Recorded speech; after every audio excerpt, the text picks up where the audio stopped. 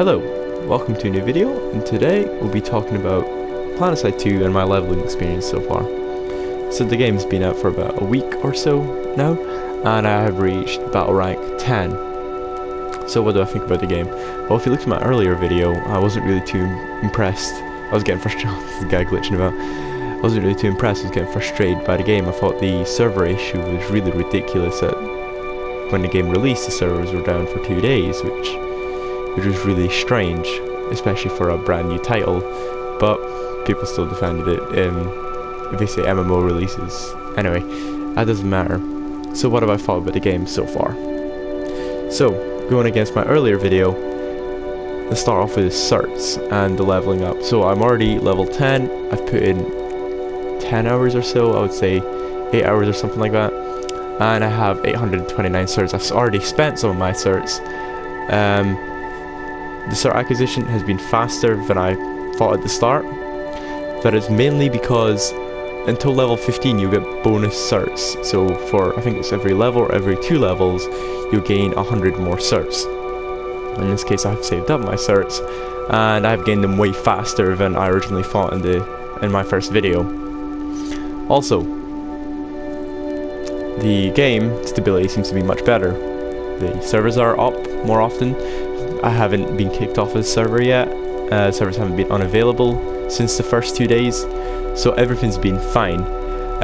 Going with the game's frame rate, at the start, they actually released a patch. I think it was a couple of days ago on the EU servers. I think it just rolled out in the US servers, where people found out that the problem with the FPS was partly due to the voice chat, something about the voice chat doing something to the console itself and causing it not to perform as well. So they've fixed the voice chat, and now performances in larger battles have gotten a bit better. They're not perfect. You still get the dips, especially in battles with 96 plus over triple digits on both sides. It's just sometimes it gets a bit too much, like to the point where you kind of find aiming a bit hard. Also, I mentioned this in my earlier first video, that I did not like the locking of locking of vehicles and classes. I still don't agree with this decision. I still don't see how this has helped the game at all. I know this game's mainly an infantry based shooter, but the vehicles come a long part in the game as well. The vehicles play a big part in most battles, and if you have people in Koltar, let's just say the Star Island, let's try and get up the map. The Star Island, where they don't have access to the engineer, they don't have access to, I think it's the infiltrator and the max. It just kind of deteriorates the experience a bit. Of course, with the vehicles as well, you only have the access to the flash when you first begin the game, and not giving people the experience in the starter island, where they need to learn the fundamentals of the game, and not giving them what is a big part of the game, the vehicles, the aircrafts, and half of the classes. It's kind of pushing back people's experiences.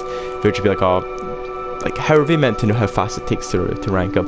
Most people have left. I've been reading a couple of comments on Reddit. Most people are leaving because they're just overwhelmed. They're overwhelmed by, actually not overwhelmed, they just don't know what to do. They just spawn and they just don't know what to do. So I can see maybe if you had some sort of tutorial teaching you how to use each one of these things, instead of just at the top right just telling you, oh, left sticks to go forward and R2's to shoot or something like that. It would teach you how to use these vehicles, like a little.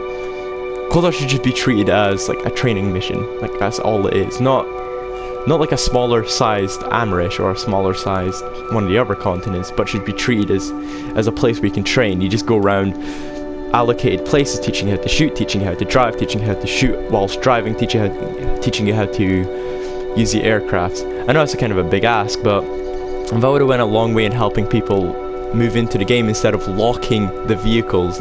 Instead of locking the vehicles, we could have implemented something like that into teaching them slowly, instead of opening them up one by one at certain levels. So that is so far, that's a bit of what I think about the game. One of the biggest downsides of this game,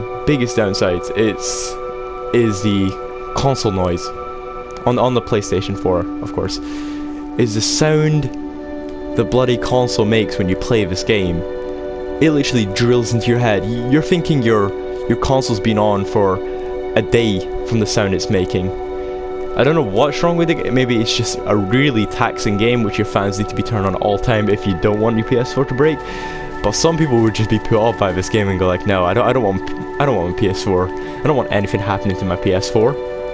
And I think I read a couple of forum posts by one of the developers about talking about how it's like very taxing on the PlayStation 4 what we're doing. So in order to not fry your machine practically, they'll have to turn on the fans on maximum. Even just as you start the game, the fans will be turned on maximum. Also, another thing which I absolutely loved from the release to the closed beta was the bloody factions are equal. They are equal. Usually across the board you'll see 33% per faction, which amazes me now. Because if you looked at the closed beta, the TR were at 50%, and the other two were just left to take the remaining. Usually New Conglomerate had more of an advantage, but that's just a different case. And also, I have not been spotting this. The TR maxes in the closed beta were overpowered. You would see half of the people running about with the TR maxes they all just maxes. The majority of the infantry were maxes for the TR, and it was just ridiculous. It was so stupid how many there were. And maybe that's a lock that actually worked. There's not that many maxes, which is brilliant, because you just don't feel like you're getting crushed around every corner you go. And that has been my leveling process so far in this game. Tell me what your one has been, and if you enjoyed the video, give us a like, follow, subscribe, and I'll catch you guys on the next one. Thank you very much for watching.